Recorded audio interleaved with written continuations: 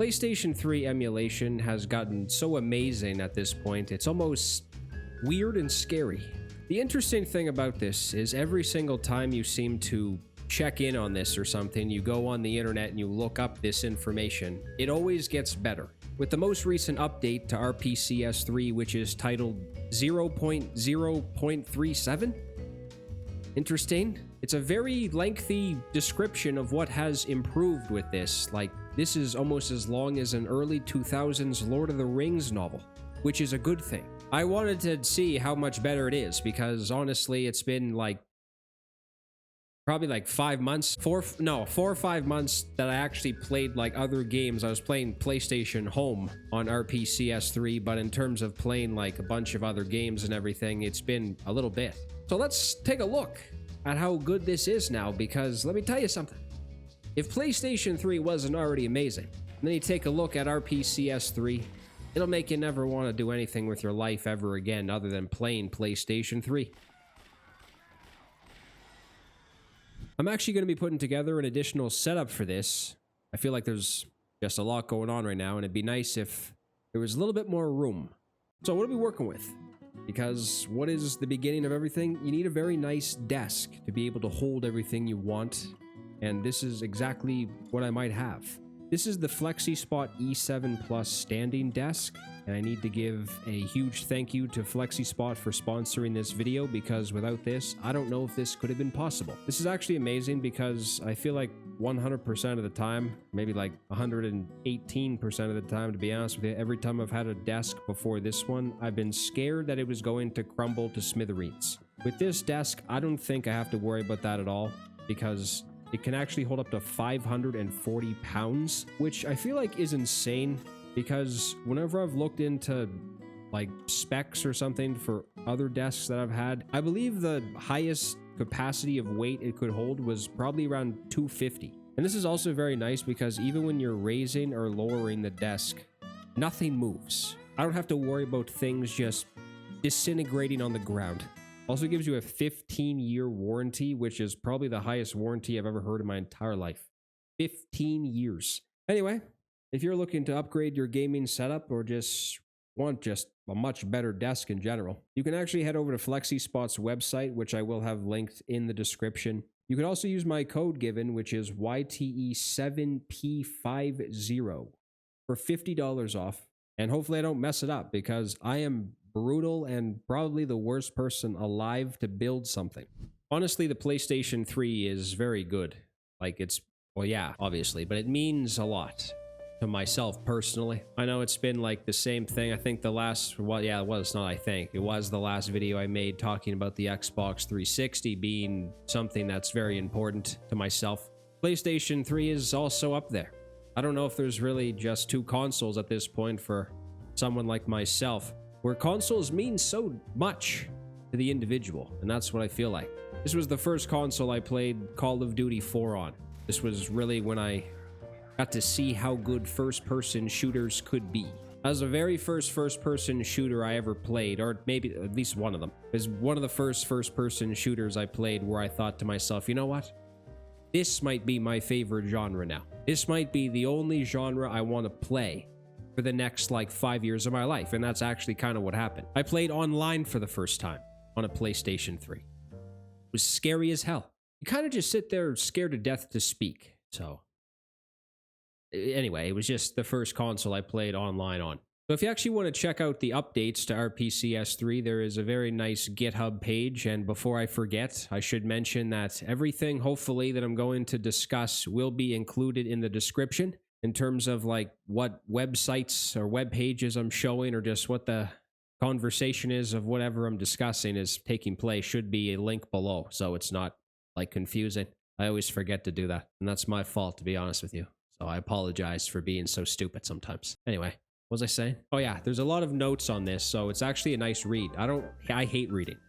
Reading sucks. If I want to read anything at this point in my life, it's definitely reading something that I'm interested in, and this is definitely one of those things. And there's actually quite a few things. I said that, but there's many things to go over, because I think the last time there was really a huge update to RPCS3, it was in March. So it's been a couple months since something like this has been done. And more specifically, compatibility was the thing I wanted to see, because there were some games I played that I was very upset about not working. So I wanted to see if those work now, because there's already really nice compatibility with this, actually, to be honest with you. It's around 69 point something percent, like it's almost 70% of compatibility for this, which I still can't believe is even a thing. It's even just insane that this exists, because if you look back like 10 years or something, and then think to yourself if PlayStation 3 was even going to be a thing that existed, you'd probably think that the person talking to you about that was a lunatic. And that's just in terms of playable games, because I wanted to see the actual in-game problems with those. Just playing some games that won't actually be in the playable category still work. Like I was playing Need for Speed Hot Pursuit from 2010. The only thing that I noticed that was really wrong or just weird in the game was like the shadows were a bit strange. And I don't know if that's just me like not setting the right settings or something, because sometimes you can fix things like that if you just change settings around. But it's not just something where it just makes you want to jump down your living room staircase or something. It's actually still playable and enjoyable. So the really nice thing about RPCS3 is that it is very easy to set up. Not only is it easy to set up, the actual website is very beautiful. It doesn't make you feel like it's old and just washed up or something. It's not like the CRA website or something where you go on it, you just get annoyed.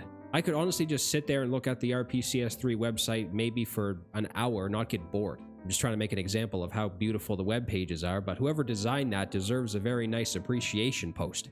You are going to need an update file for this for PlayStation 3 firmware, which is actually easy to find. And not only is it easy to find, it's from the actual PlayStation website. So you don't have to worry about going to some sketchy website or something. You can just go right to the source and find everything you need. But for some reason, when you try to download it on your computer, I'm not sure if this is whatever browser you're using or something, because when I was using Chrome, it was telling me that it didn't want to download or something because it didn't think that it was secure or something. So even downloading things from the PlayStation website, Google Chrome is deeming as not secure. What the hell is secure then? But anyway, once you just bypass that and just keep the file, it will download right on your computer, and then it'll take probably 2 seconds. And then once you open up RPCS3, it's a quick installation, takes no time at all. There is information about specs and everything, which is very important. Definitely want to check that out before you probably go into this, because you do need quite the powerful machine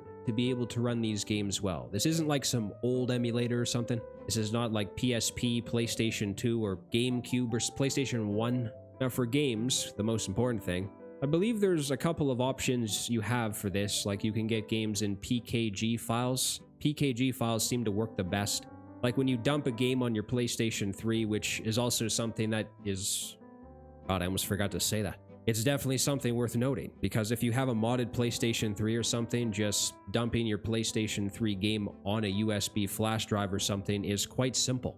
I will be a useful person and include a very important link in the description that will tell you all of the information you might need to dump games, because you might think this is a pain in the ass, but if you do have a modded PlayStation 3, it is not that bad.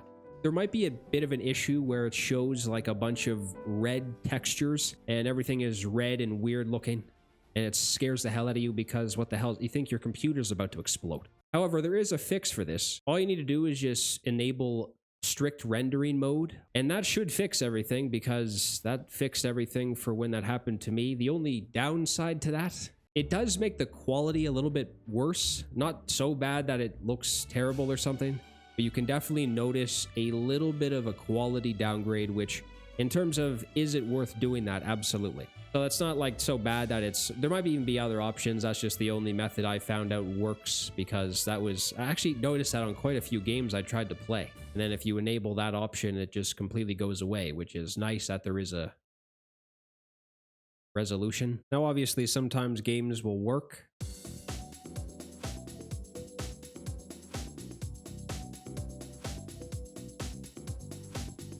And sometimes games will just simply not.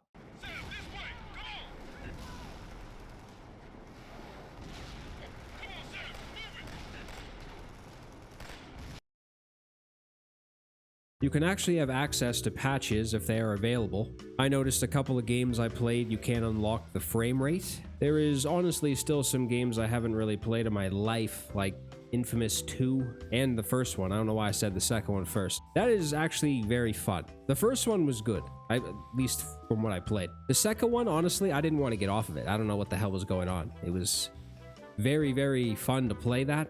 I was just kind of going with the motions for the first one because I wasn't really familiar with the series or anything. And then once I got on the second one, just rotting in my chair playing that. You can really tell the difference from the first and second one too. I think they were only released 2 years apart. And then you play the first one, you can tell it's like an early PlayStation 3 title, even though I think it came out in like 2009. It has that feeling of an early 7th generation game, and then you play the second one, it's like, wow, this is kind of a big difference over here. I am a little bit familiar with Resistance Fall of Man, but the second and third one, not really. But in terms of Ratchet and Clank, Infamous, Resistance, am I forgetting some? I might be. But those three specifically are very much playable, and they are very much fun still, which is not surprising, really.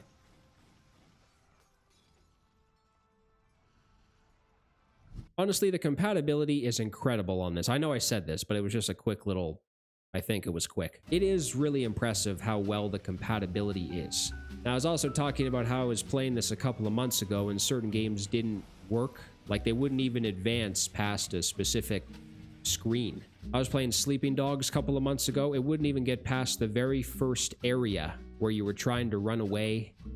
Very first scene. Once you basically just start controlling in-game and it has like that very bright flash of light, the game would just freeze. It would just completely crash, and it happened every time I did that. I think I tried at least 5 times to see if it would change, and it just wouldn't advance past that part. I can confirm that works because I tried it again. I saw that that was another game actually that I was forgetting that was, I think, in the in-game category, which means basically it might not be able to like finish, or there might be some glitches in the game that make it a little bit annoying.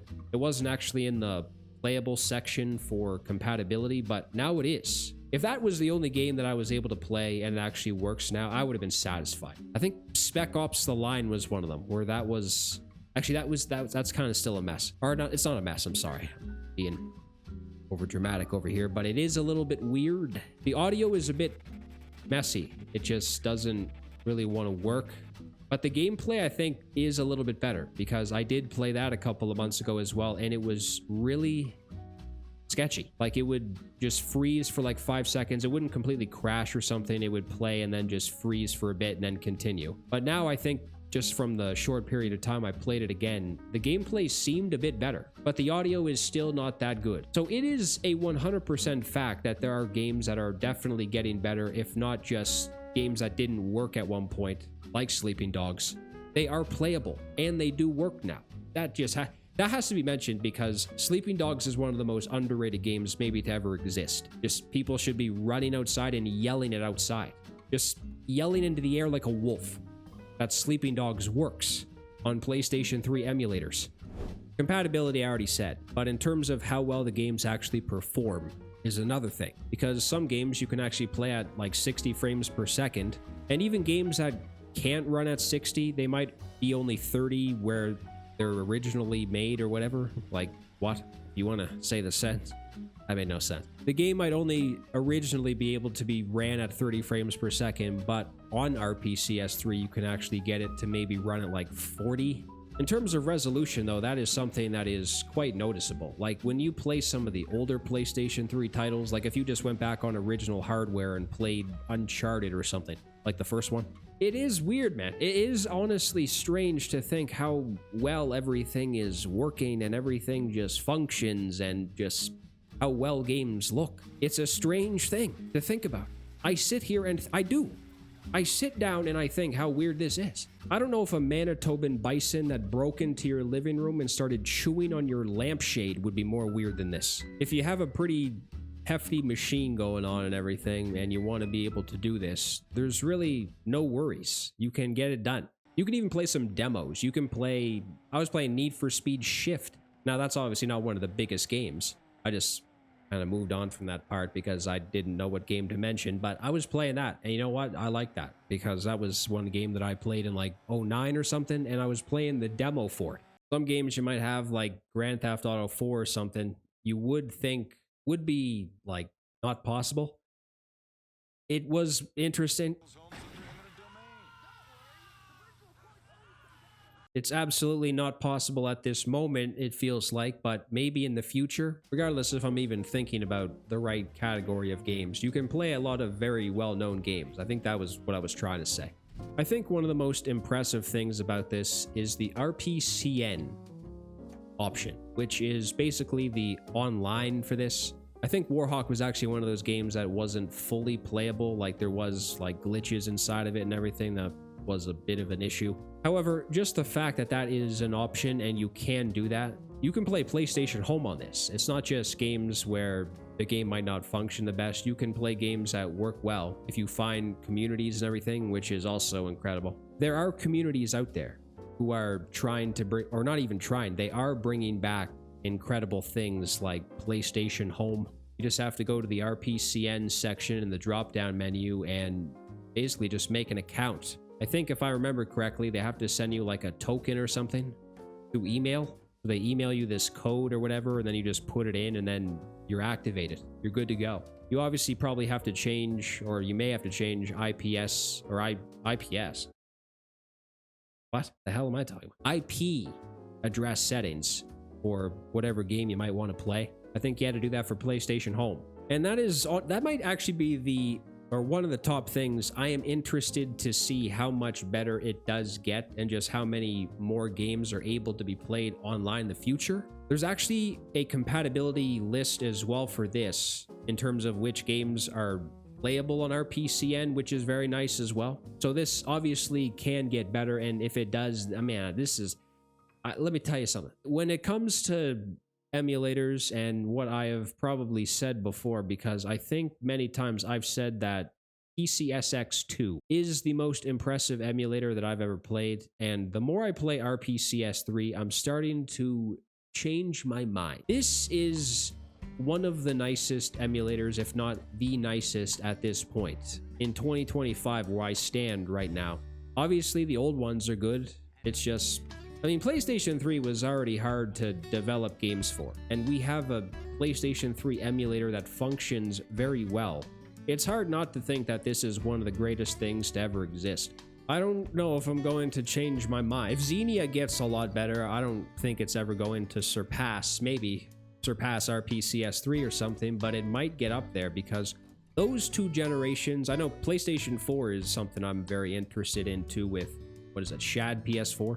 But those two consoles, Xenia and RPCS3 are the most interesting emulators to keep an eye on. PlayStation 3 is very good, and it does mean a lot to me. I mentioned earlier that I was able to play games like Call of Duty 4 for the first time on this, and I was able to see how good first-person shooters are. Unreal Tournament, Rainbow Six Vegas, that's legitimately the console where I got to experience the best first-person shooters maybe I ever played. Looking at a 60GB PlayStation 3, I don't know, man. There's only so many consoles that exist that you look at. It makes you feel a certain way inside.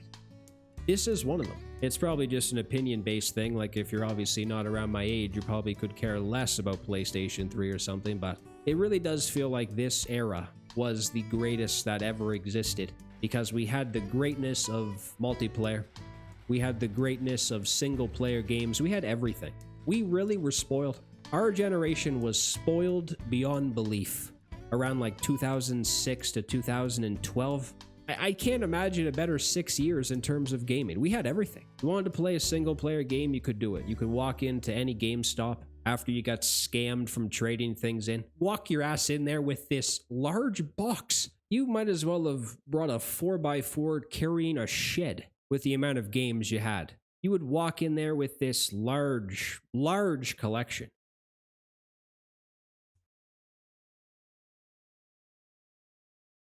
$40.